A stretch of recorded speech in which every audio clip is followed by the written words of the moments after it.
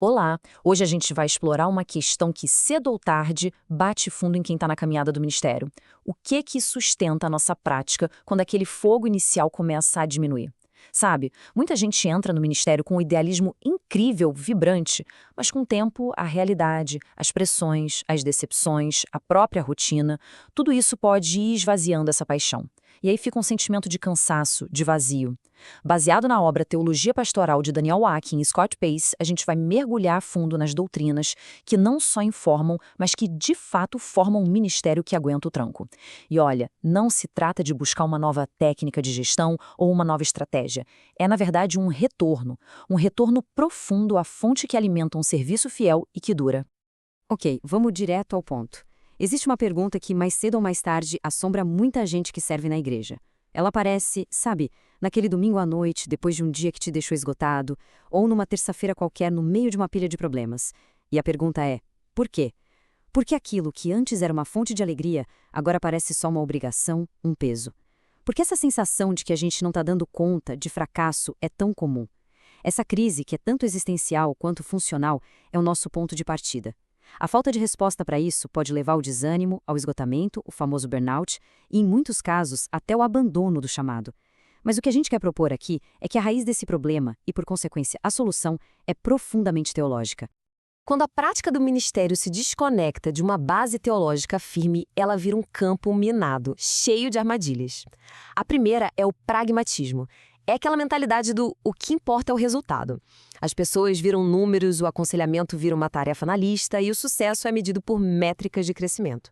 A segunda armadilha é o moralismo ou legalismo.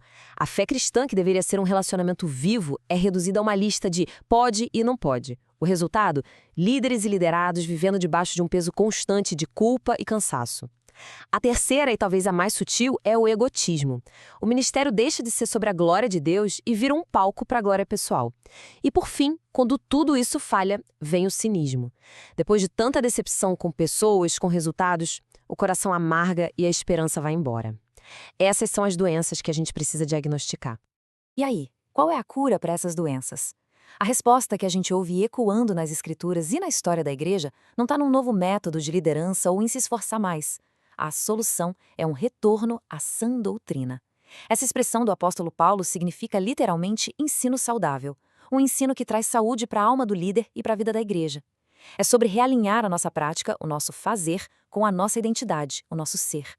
É redescobrir que o ministério não se sustenta na nossa força, mas ele flui de um entendimento profundo, pessoal e transformador de quem é esse Deus que a gente serve e por que ele nos chamou. Bom, a nossa jornada para construir essa base teológica vai seguir essa estrutura aqui. A gente vai partir da crise e da solução que acabamos de conversar. Depois, vamos mergulhar no alicerce de tudo, a nossa identidade em Deus. Daí, a gente olha para as pessoas que servimos, desenvolvendo uma compaixão pela humanidade. A terceira sessão vai nos colocar no contexto do ministério, a liderança na comunidade da aliança. E, por fim, a gente conecta tudo ao propósito maior, a missão de Deus no mundo. Cada parte vai construindo a resposta para aquela crise do começo. Vamos começar pelo fundamento, pelo alicerce de tudo. Antes da gente perguntar o que um pastor faz, a gente precisa responder quem é um pastor. E a resposta para isso não está numa lista de funções ou num diploma, mas na própria natureza do Deus que a gente serve. A identidade pastoral é, antes de qualquer coisa, uma identidade teológica. Ela é forjada e sustentada por uma compreensão correta, profunda e pessoal do Deus Trino. O ponto de partida para qualquer teologia pastoral forte é a doutrina da Trindade. Agora, eu sei, isso pode parecer super abstrato, coisa de teólogo, mas acredite, é a doutrina mais prática que existe. A gente pode pensar na Trindade de duas formas, como o slide mostra. A Trindade ontológica se refere a quem Deus é dentro dele mesmo.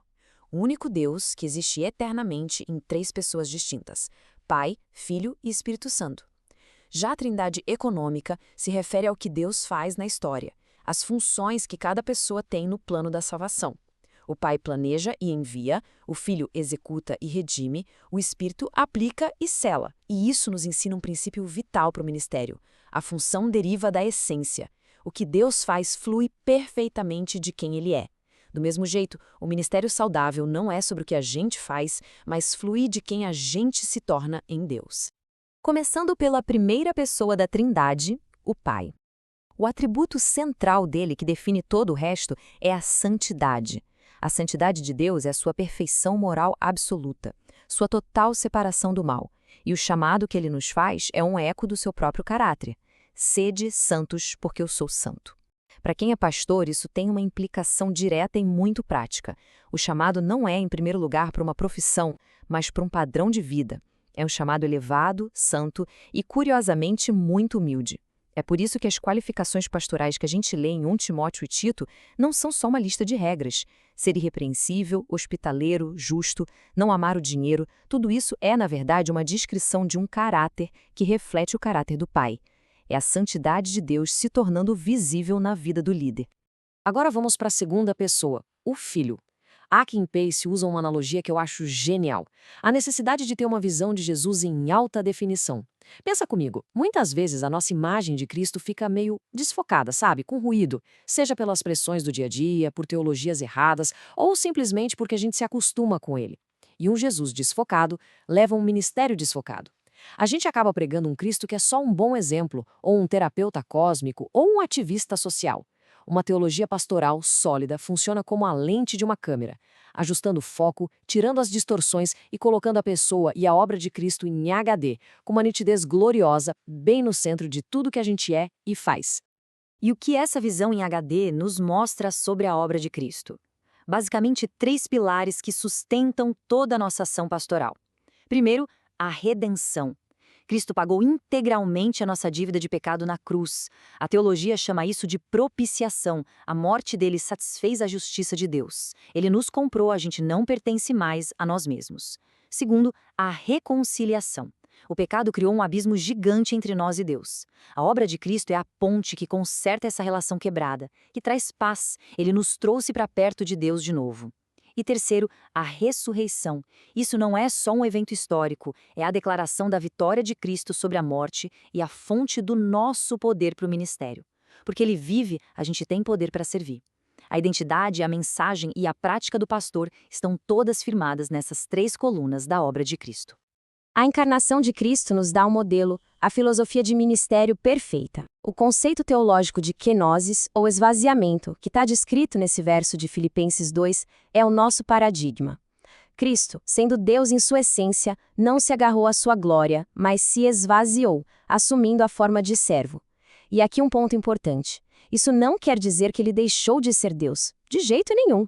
Significa que ele voluntariamente abriu mão de usar seus atributos divinos de forma independente, em total submissão ao Pai, para servir à humanidade.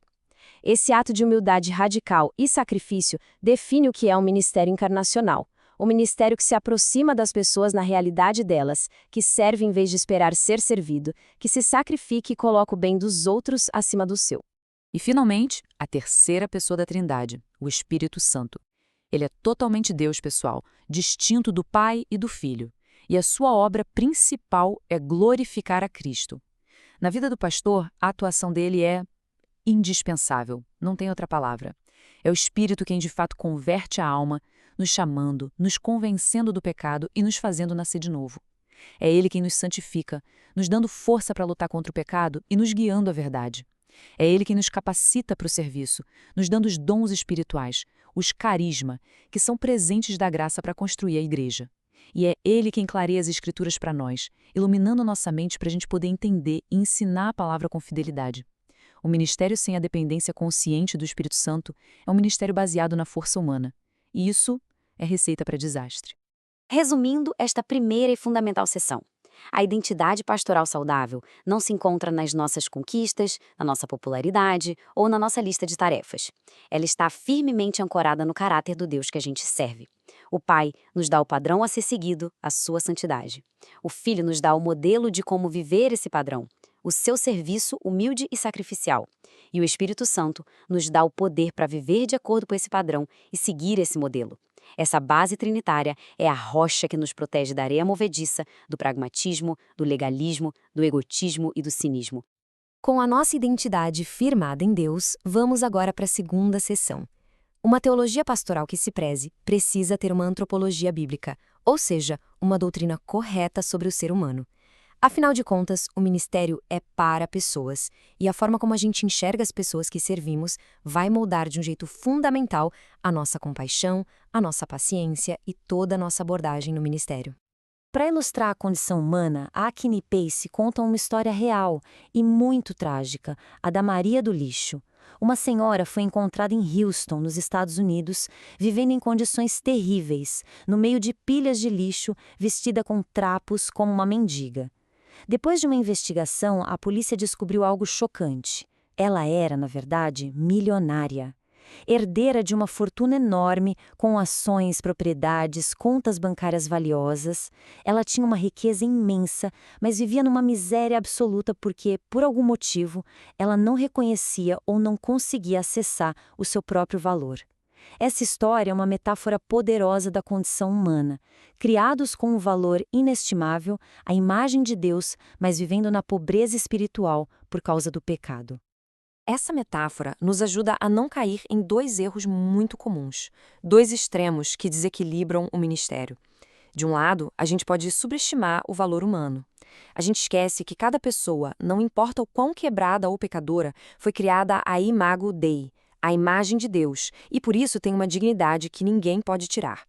Isso pode levar ao desprezo, à falta de esperança. Do outro lado, e isso talvez seja mais comum em círculos religiosos, a gente pode superestimar a nossa virtude. A gente ignora a profundidade da queda, a doutrina da depravação, que ensina que o pecado afetou cada pedacinho do nosso ser. E isso resulta em autojustiça, moralismo e uma visão muito superficial da nossa necessidade desesperada de um Salvador. Uma teologia pastoral saudável afirma as duas coisas ao mesmo tempo: o imenso valor do ser humano como criação de Deus e a trágica realidade da sua corrupção pelo pecado. Qual é a ponte entre o nosso valor como criação e a nossa depravação por causa da queda? A resposta, em uma única palavra, é graça. Mas a gente precisa de uma definição forte de graça.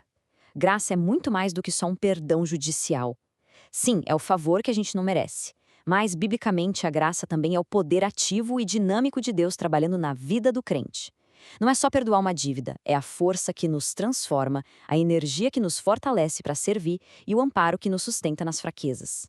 É a resposta de Deus para a condição de Maria do Lixo que existe em cada um de nós. As Escrituras mostram pelo menos 4 dinâmicas dessa graça em ação. Primeiro, a graça nos salva. É por ela que somos justificados, declarados justos diante de Deus, recebendo perdão e vida nova. Segundo, a graça nos santifica. Paulo diz a Tito que a graça de Deus apareceu educando-nos para que a gente abandone a impiedade e viva de forma sensata. Ela vai nos moldando à imagem de Cristo. Terceiro, a graça nos fortalece. É a fonte do nosso poder para servir. Paulo fala para Timóteo se fortalecer na graça que há em Cristo Jesus. E por último, a graça nos sustenta. É a famosa declaração de Deus para Paulo na fraqueza dele: a minha graça te basta. A graça de Deus é suficiente para cada momento da nossa jornada, especialmente naqueles momentos de maior fraqueza no ministério.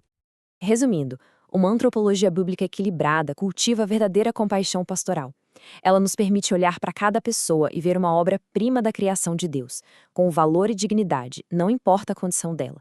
Ao mesmo tempo, ela nos faz reconhecer a marca trágica do pecado que desfigura as pessoas e as deixa sem esperança, incapazes de se salvarem sozinhas. E finalmente nos aponta para a graça multiforme de Deus como a única e suficiente resposta para essa condição. Isso nos livra tanto do desprezo quanto de um otimismo ingênuo, e gera um amor que é ao mesmo tempo realista e cheio de esperança. Agora que a gente já entendeu a nossa identidade em Deus e a natureza das pessoas a quem servimos, precisamos entender o contexto que Deus ordenou para o ministério acontecer. A terceira seção da nossa análise é sobre eclesiologia, a doutrina da igreja. O pastor não é um lobo solitário, ele é chamado para liderar e servir a comunidade da aliança de Deus. A Bíblia não nos dá uma definição fria de dicionário sobre o que é a igreja. Em vez disso, ela pinta um quadro riquíssimo com várias metáforas. A igreja é o corpo de Cristo, com Cristo como a cabeça, o que destaca nossa unidade e como dependemos uns dos outros. É a noiva de Cristo, uma imagem que fala de intimidade, do amor sacrificial de Cristo e da busca pela pureza. É o edifício ou templo de Deus, com Cristo como a pedra principal, ressaltando que Deus não mora mais em templos de pedra, mas no meio do seu povo. E é o rebanho de Deus, com Cristo como supremo pastor, uma metáfora que para os líderes enfatiza o cuidado, a proteção e a nossa própria condição de ovelhas que dependem dele. Dentro dessa comunidade, o Novo Testamento estabelece 2 ofícios ou funções de liderança. O ofício de pastor, que também é chamado de presbítero ou supervisor, são termos usados quase como sinônimos. Tem como foco a liderança espiritual e o ensino da palavra. As responsabilidades principais são proteger o rebanho de falsos ensinos, como um pastor protege as ovelhas de lobos, alimentar o rebanho com a pregação fiel da palavra, liderar pelo exemplo e demonstrar o caráter de Deus. Já o ofício de diácono tem como foco o serviço prático. A função dele é cuidar das necessidades físicas da congregação, como a gente vê lá em Atos 6, para que os pastores possam se dedicar à oração e ao ministério da palavra. Os 2 são vitais e precisam trabalhar juntos.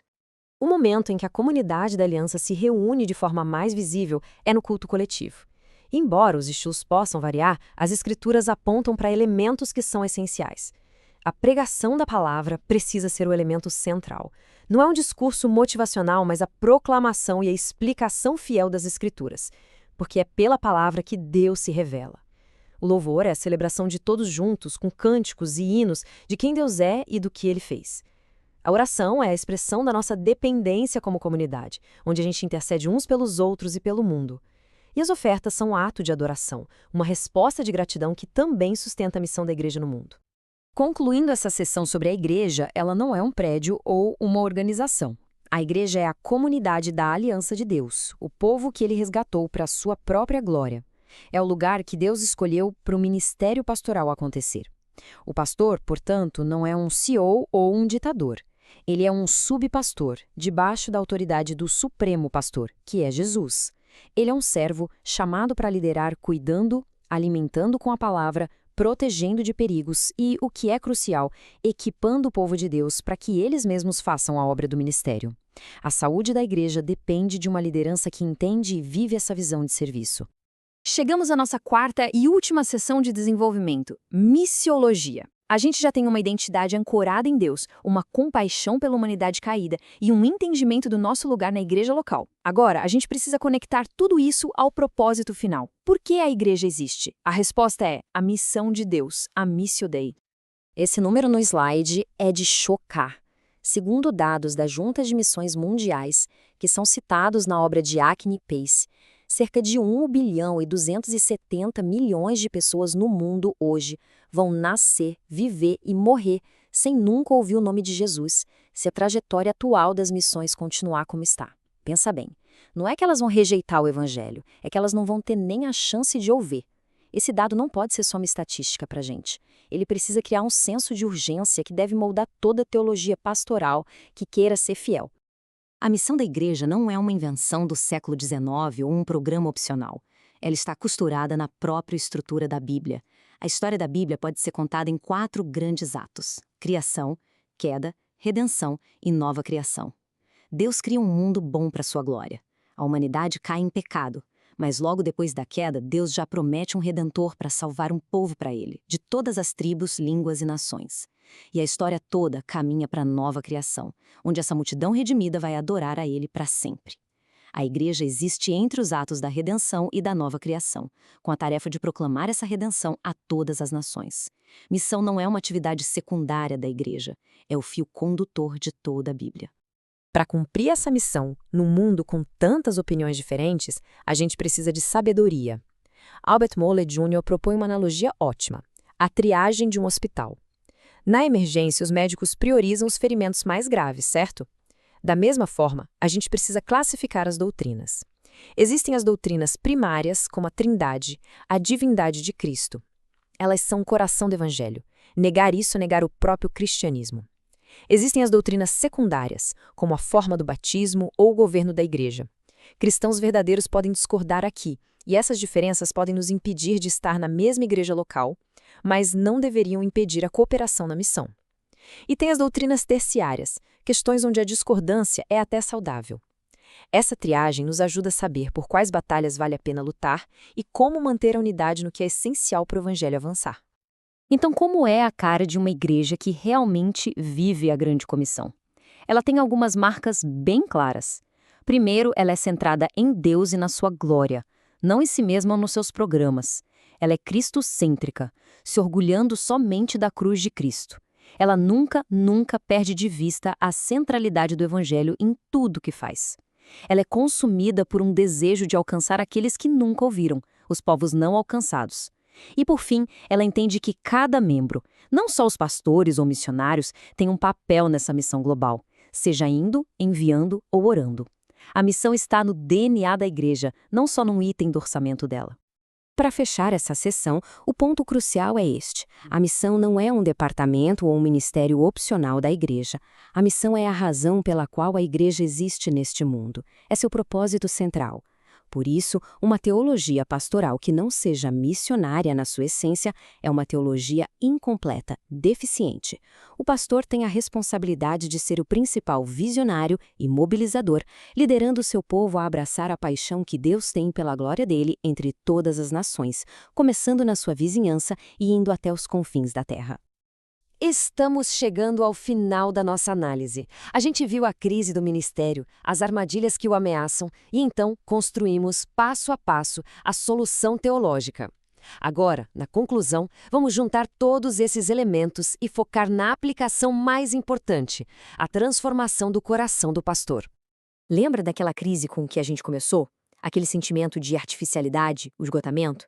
As armadilhas do pragmatismo, do legalismo, do egotismo e do cinismo? Agora a gente consegue ver com mais clareza que esses não são os problemas em si, mas os sintomas. São os sinais de febre de um ministério que perdeu seu centro teológico, cuja identidade se desconectou da fonte da vida. A cura, portanto, não é tratar os sintomas com mais programas ou técnicas, mas ir à raiz do problema. A cura está em realinhar o coração do pastor com o coração do Supremo Pastor, Jesus Cristo, através de um mergulho profundo e constante na sã doutrina. Esta nossa análise toda pode ser resumida em 4 pilares fundamentais que sustentam um ministério saudável. A identidade do pastor flui do caráter do Deus Trino. A compaixão pastoral nasce de uma visão bíblica da humanidade e da graça de Deus. O contexto do ministério é a comunidade da aliança, a igreja.